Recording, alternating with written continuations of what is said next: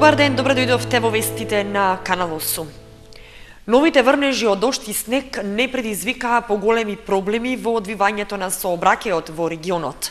Сепак, од јавното предпријатие Македонија Пат и од Автомотосојузот на Македонија ги предупредуваат возачите за внимателно возење на делниците кон Делчево и Берово поради можни одрони од карпи. Според информациите добиени од Автомотосојузот на Македонија и од јавното предпријатие Македонија Пат, сообраќајот на магистралните патишта во регионот се одвива без забрани по влажни коловози.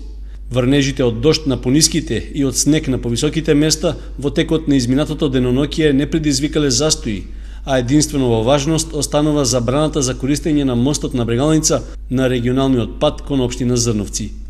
Од Автомотосојузот препорачуваат внимателно возење, прилагодена брзина на движење и почитување на поставената сообраќајна сигнализација. Посебно внимание е потребно на делниците кои минуваат низ клисурите и засеците, особено на патните правци Кочани Делчево и Виница Берово, каде е можна почеста појава на одрони. Дежурни екипи на Македонија Пат вршат постојана обиколка на критичните места и го отстрануваат паднатиот материјал од коловозот, но можно е во текот на ноќните часови да има нови одрони.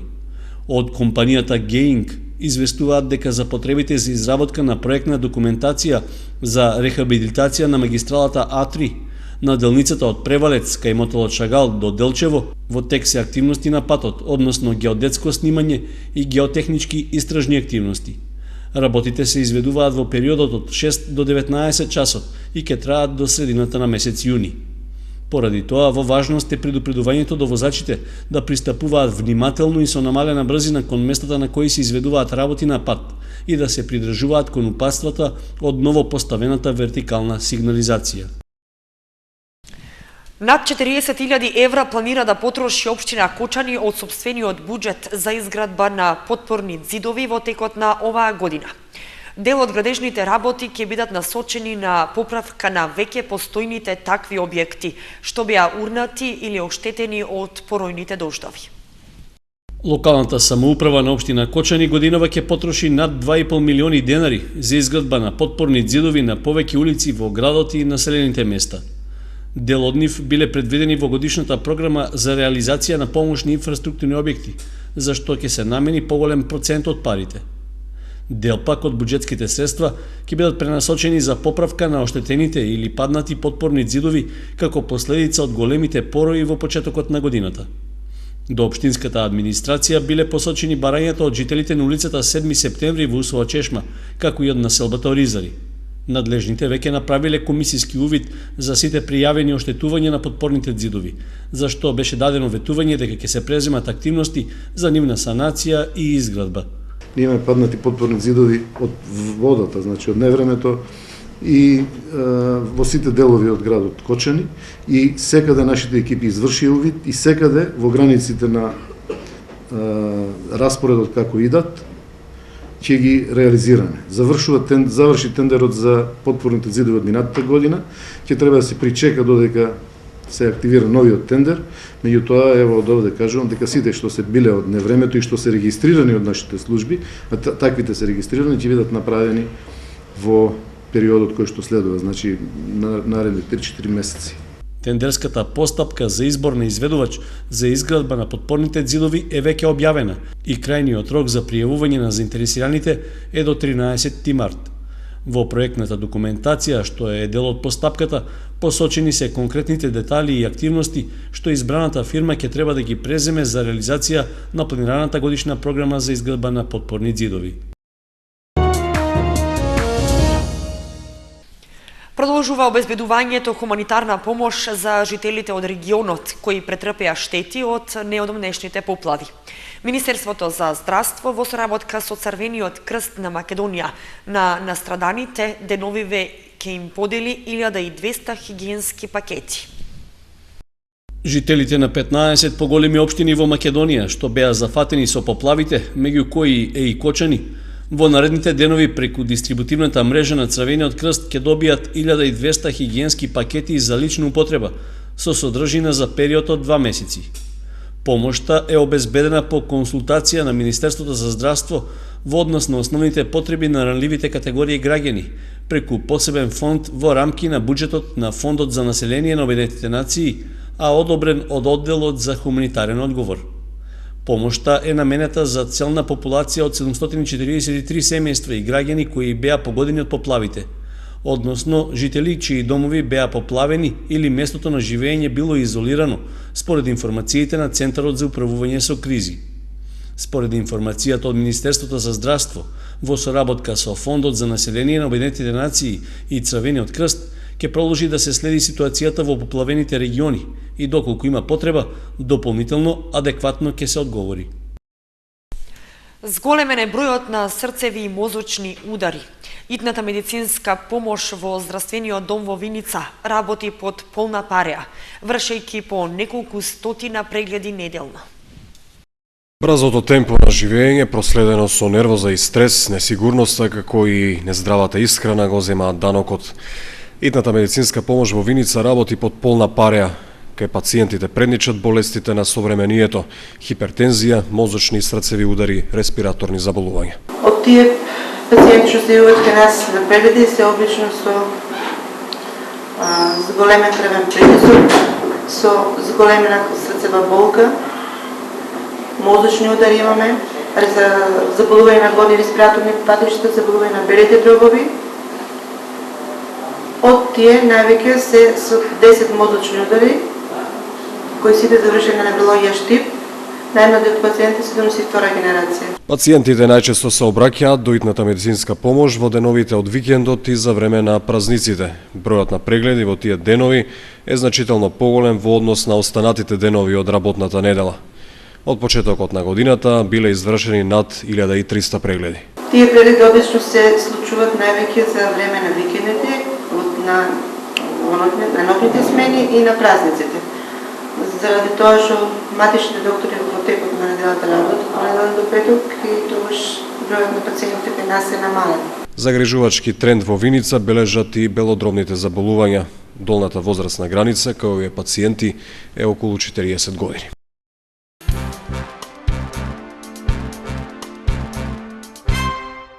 Владата ги дефинираше можностите за откуп на социјалните станови. Во Кочани само дел од станарите поднеле соодветно барање. Меѓу корисниците на станови добиени по програмата за изградба на станови на лица со ниски примања и млади брачни парови, постои категорија станари со истечени 5-годишни договори.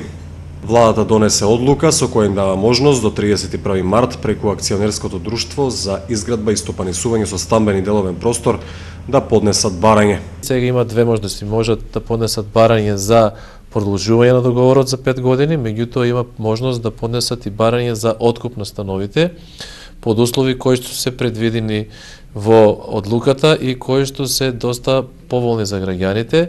Владата ги категоризира корисниците во 4 категории. Првата од нив се лица со социјален ризик и приматели на постојана парична помош, кои ќе бидат ослободени од плаќање на закупнина, но немаат право да извршат откуп на становите. И другите 3 категории се лица со ниски, со средни, со просечни, со високи примања и следствено од која категорија ќе се движи и висината на закупнината по метар квадратен. Тоа е доколку склучат договор за закуп, доколку сакаат да го откупат станот, имаат можност преку акционерското друштво да го откупат со можност на кредит до 30 години и учество зависност од која од овие категории ќе се најдат граѓаните, тоа односно од 5 до 30% од проценетата вредност. Затоа ги повикуваме сите граѓани и ниска да заборав да кажам, каматната стапка е 4% на годишно ниво за целиот период, што е моментално најниска од разлика од сите други правни лица, како и банки кои што ги нудат на пазарот. Такви во моментов се 24 станари во Кочани. Дел од нив веќе поднеле барање.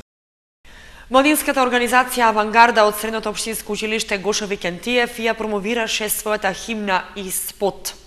Пред присутните во салата на мултикултурниот центар, учениците ги прикажаа својот труд и напор во изминатиот период.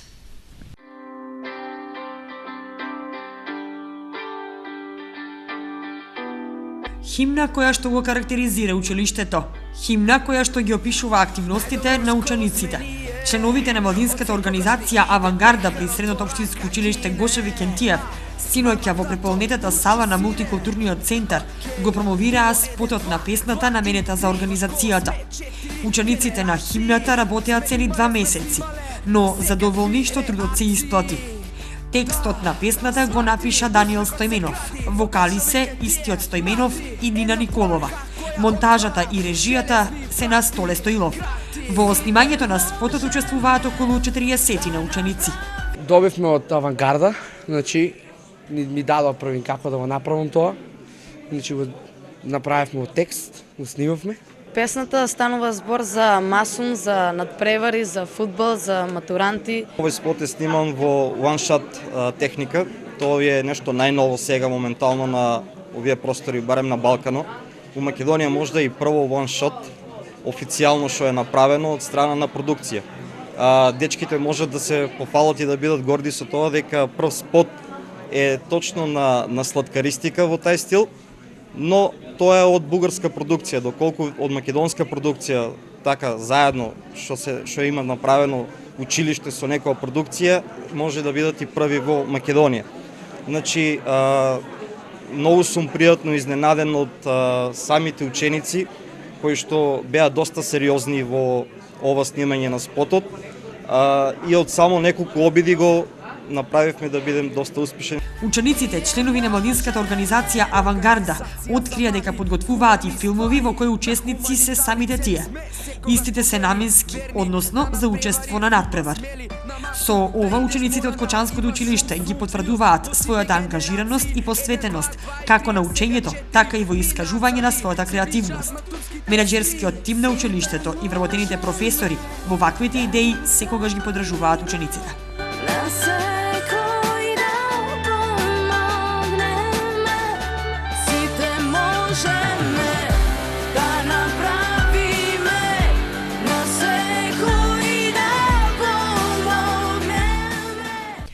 Разумно користење и штедење на електричната енергија е целта на едукативната работилница која што се одража во Основното училиште Раде Кратовче по повод 5 март, светскиот ден на штедење на електричната енергија.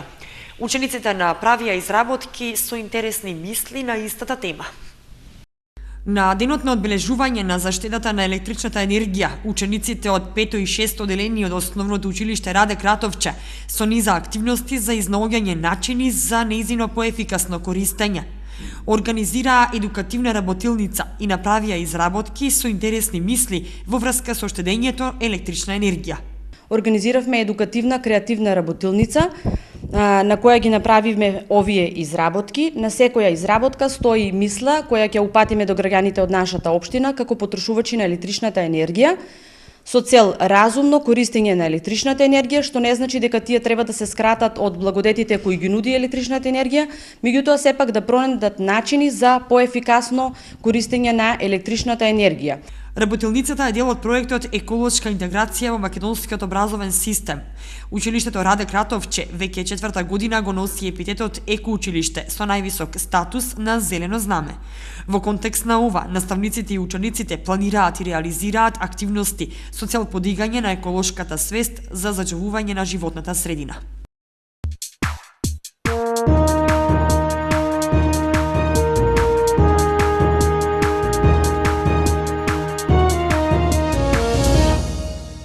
И за крајот вестите спортската информација. Месецов започнуваат сите првенства во кои се надпреваруваат локални екипи, но очекувањата на спортската јавност од евентуалниот учинок се скромни. По долгата зимска пауза во спортската понуда се чувствува известно раздвижување, но што може да се очекува од локалните екипи? Еве ја состојбата. Надпреварите веќе започнаа во кошаркарските лиги. Во втората македонска кошаркарска лига, Баскет Дино во продолжението од сезоната ќе се бори за опстанок со оглед на фактор што во моментот е последен 11-то пласиран со само 10 бода.